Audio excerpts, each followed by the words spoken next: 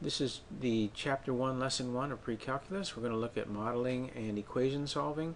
And what this lesson really explains is the relationship between the different models that we have, and then what the focus of the book will be, and then gives you some problem solving tips, and we'll look at scatter plots. So let's go ahead and tackle this. The objectives here are to look at the different types of models, and there are three types of models that we use in mathematics. There's the numerical model, the algebraic model, and the graphical model. We'll look at those. We'll look at how to make a scatter plot, and then we'll on a separate video we'll look at problem solving, or some problem solving tips. Okay, so in math we usually have there's three types of models, and the thing to remember about this is that they're all interrelated. In other words, they're different ways to actually show the same thing, and each model has advantages and disadvantages. So being able to look at things from different perspectives gives greater understanding.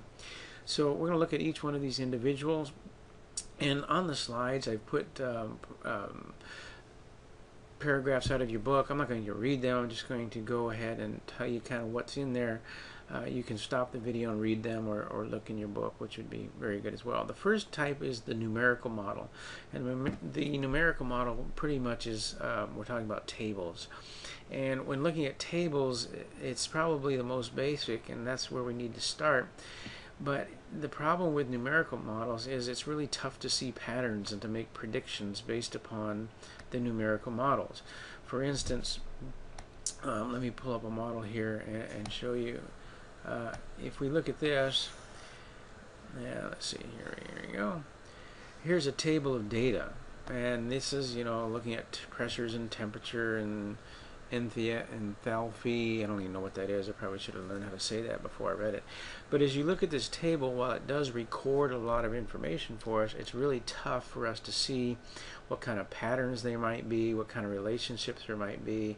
And so while it is a model, it does model a relationship, it's really not very productive. It's very tough to see things. So tables, while being the most basic, really doesn't give us the ability to see the different types of relationships that might be available to us.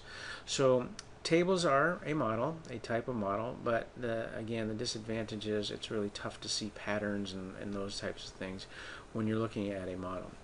The algebraic model is a little bit more usable for us, and what we do is we look at tables and then we generate formulas or equations that again model the information in the table. It's better than the numeric model, it's better than the table model, because once we have an equation, we can now use that equation to make predictions about what might happen in the future, or maybe even, if you work backwards, predict what might have happened in the past. So the algebraic models are a little bit more useful to us, because they actually allow us to make predictions, and those are the ones you're probably most familiar with and the ones you've worked with the most, looking at equations and solving equations for x and those types of things. But remember, these are just models that are modeling a real life situation. The last type of model is the graphical models, and this gives us a picture that we might not be able to see if we were just looking at numbers, or even if we were looking at an equation. Sometimes it really doesn't give us a good picture of what might be happening in the future, and so by looking at a graphical model, it actually gives us a picture that we might not be able to see if we're just looking at a bunch of tables or even an equation. So it does give us a visual representation, and I want you to notice down here, this is the major goal of this book and this course, is to really look at graphical models of phenomena and make interpretations based upon those pictures.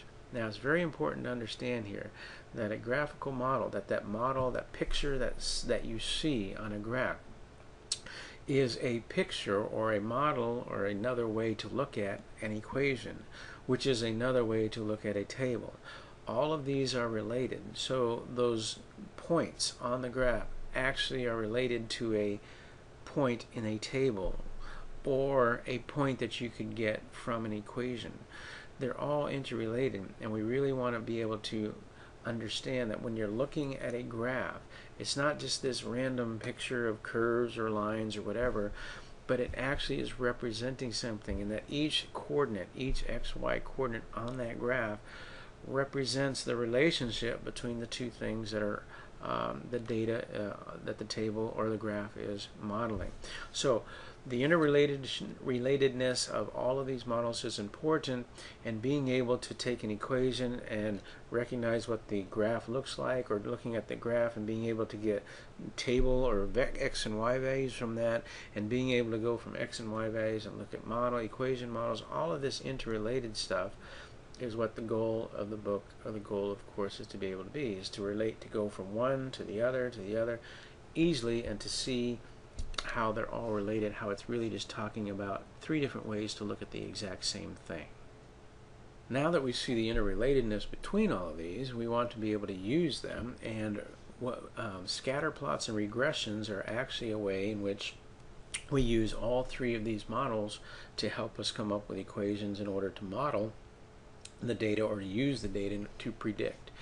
In other words, when we're talking about regressions, remember we did these last year, it actually uses all three models to then interpret the data or the phenomena. You take a table of data, a bunch of x, y coordinates, and then you graph them on a graph, making a scatter plot. So you have all these points of data. You then find a line of best fit. Now, line doesn't actually mean it's a line. It could be a curve or anything, but some kind of line that fits the data the best. And once we have that line, we then calculate or come up with an algebraic formula that would give us each one of those points, or at least something close to those points. That's called the regression. And then once we have the equation, we can then use that to make predictions about what might happen in the future. So the regression is a way to use all three of the models in order to come up with an equation that makes or gives us the ability to predict. Now I want to go over how to make a scatter plot and how it works, and this is what I want you to be able to do in this first lesson. So make sure you use a straight edge for your axes. Each axis must have a label and a scale, and you must put the units on there, and I'll show you why. It'll be very important. You plot the points from the table of data, then you lightly sketch the line of best fit. And again, we're not talking about necessarily a line, but it may be a curve, something that best fits the data. And then we use a calculator to calculate the regression curve, which we then are going to use to predict. So for instance, you have a table of data here. Okay, so it talks about the male and female, it talks about their age, and then what their income is. So you may want to see what kind of relationship there is, if any, between age and income, or male and female versus income, or whatever. So first thing you want to do is use a straight edge to make a scatter plot, and you'll usually be working in just quadrant 1, so you don't need to make the whole XY axis. It's very important here that you label the axis, putting the scale and the units. You'll notice that in one scale we're talking about the age of people, and on the other scale we're talking about money.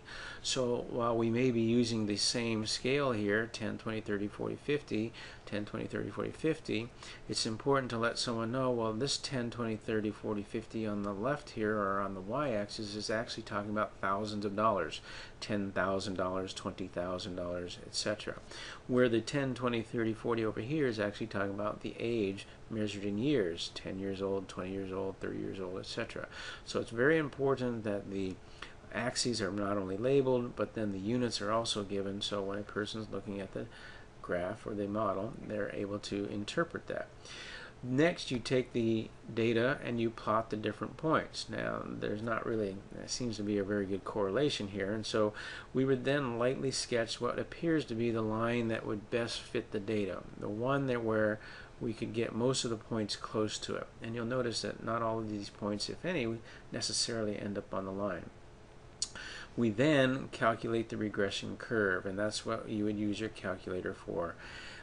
Whoops, I didn't want to do that just yet. Let's see if I can go back here. Yeah, there we go.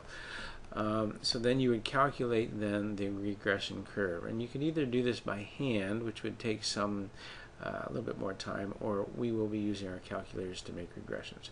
Okay, so the thing to remember about this is we have these three different models, the numeric, algebraic, and graphical.